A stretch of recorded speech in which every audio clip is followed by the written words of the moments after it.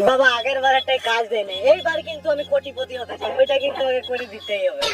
কোটিপতি তুই হবি রে, তো কপালে লেখা আছে, কিন্তু তোকে 10 বছর ওয়েট করতে হবে। বাবা আমার কাছে তো অত সময় নাই, এমন কিছু উপায় বলো যেটাতে আমি রাতারাতি কোটিপতি হয়ে যাবো।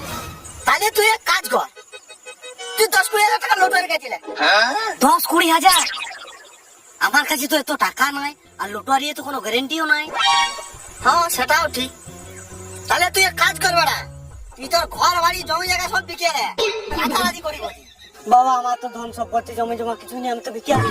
ও নো নো, তাহলে তো গাড়ি মারা বিচা, তাহলে কোটিপতি হবে না। বাবা কিছু করো না, কিছু করো না। তাহলে তোকে কি করবো রে মা, তাহলে এমন এমন শিষ্য জুটেও যায়। তাহলে তোকে একটা উপায় করতে হবে। কি? নিজের দুটো বিচি কি দে, তাহলে বিচে দেওয়া 72 লাখ করে চলছে। কত হবে? 144, 1 কোটি 44 লাখ।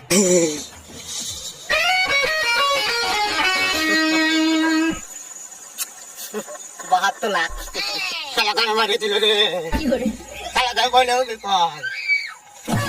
बात कुछ समझ न आए।